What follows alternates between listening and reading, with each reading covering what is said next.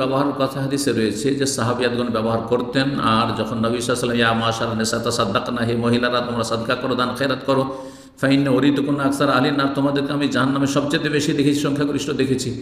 আর বেলাল রাদিয়াল্লাহু তাআলা চাদর সম্প্রসারিত করেছিলেন, তার চাদরে মহিলারা তখন নিজের কান থেকে গয়না খুলে নিক্ষেপ করতেন। তাহলে কান ফুটো করা হাদিস দ্বারা প্রমাণিত। আর ওলামায়ে কেরাম বলেছেন যদি নাক ফুটো করা কোথাও মুসলিম সমাজে প্রচলন থাকে আর সেটা বিজাতি কাফেরদের কোনো রকমের ধর্মীয় বিষয় নয়, আর সেটা আসলে ধর্মীয় বিষয় নয়, বরং অলংকার ব্যবহার করার জন্য নাক ফুটো করে আমাদের ভারত বাংলাদেশে, সুতরাং এই নাক ফুটো করার মাসলাকে কিয়াস করা হবে কান ফুটো করার উপর এবং সেটি জায়েজ। এই মর্মে ওলামায়ে কেরামদের ফতোয়া আমি লিখে নিয়ে এসেছি। এই বিংশ শতাব্দীর তিনজন বড় ইমাম আলিম মুহাদ্দিস ফকির, অন্যতম হচ্ছেন ইমাম মুহাম্মদ বিন সালেহ আল উসাইমিন রাহিমাহুল্লাহ। তাকে জিজ্ঞাসা করা এই সম্পর্কে যে আন হুকমে সাকবে উজনিল বিনতি আও আনফিহা মিন আজালি জিনা, অলংকার ব্যবহার উদ্দেশ্যে মেয়েদের কান ফুটা করা অথবা নাক ফুটা করা আর বিধান সম্পর্কে, তখন তিনি জবাব বলেন আসসাহি, সঠিক কথা হচ্ছে আন্না সাকবাল উজনিল আবাসাবি, কান ফুটো করায় কোনো আপত্তি নেই, কারণ এর উদ্দেশ্য হচ্ছে জায়েজ অলংকার ব্যবহার করা। এবং ওয়াকাদ সাবাতা, এবং প্রমাণিত হাদিসে আন্না নিসা সাহাবাতে রাদিয়াল্লাহু তাআলা আনহুম আজমাইন, সাহাবায়ে কেরামদের বিবিগণ কানা লাহুন্না আখরাস, তাদের কানে অলংকার হতো, ইয়ালবাসনা ফি আযানি, তারা কানে ব্যবহার করতেন। ওয়াহাদা তাল তাজিমুল বাসিত, এতে একটু কষ্ট দেওয়া হয় কান ফুটো করতে, কিন্তু হালকা বিষয়টি, হালকা কষ্ট, যেমন খাতনা করাই কষ্ট হয়, খাতনা করে কি কষ্ট হয় না, ঠিক তেমনি এতে কষ্ট হয়।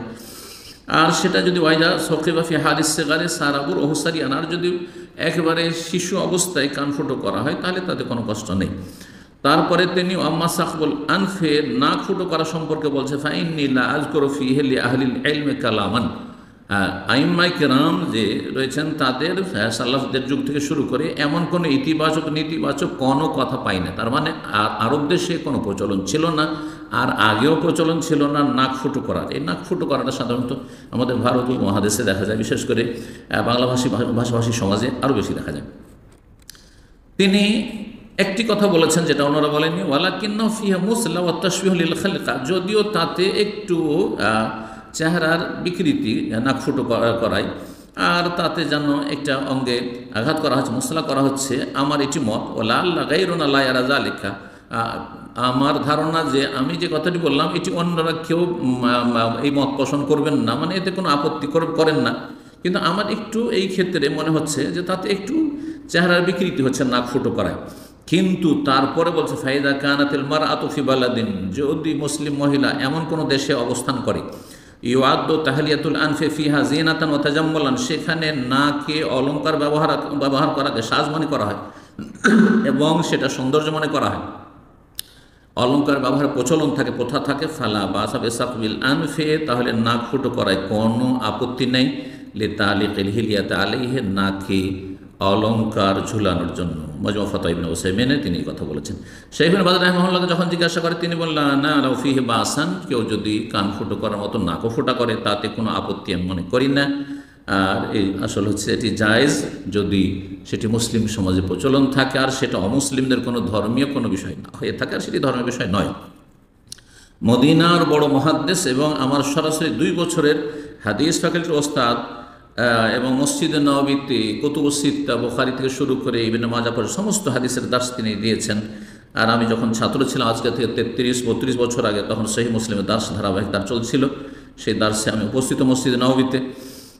আল্লামা শেখ আব্দুল মোহসেন আল আব্বাদ হাফিজাহুল্লাহ তাআলা তিনি বলছেন আবু দাউদের ভাষ্য করতে গিয়ে যে আন্না বাদান নেসায় তাসতিবু আনফাহা, কিছু কিছু মহিলারা নাক ফুটো করে, ওয়া তাজালু ফিহা হুলিয়ান, আর তাতে অলংকার ব্যবহার করে, এটি কি জায়েজ? এ সম্পর্কে তাকে জিজ্ঞাসা করা হয় প্রশ্নে, তখন তিনি জবাবে বলেন ইদা জারাত আদাতুন নাসি বিতাজাম্মুল বিহাজা, যদি সেখানকার মহিলাদের মাঝে এই প্রথা থাকে যে নাক ফুটো করে অলংকার ব্যবহার করা হচ্ছে সৌন্দর্য, সৌন্দর্য বলে গণ্য করা হয়, ফালা বাসা বিহি, তাতে কোনো আপত্তি নেই। ওয়া কোনো মিসলা সাকবির ওজনে, সেটি কান ফুটো করার মতোই, তার উপরে কিয়াস যেন করা হবে।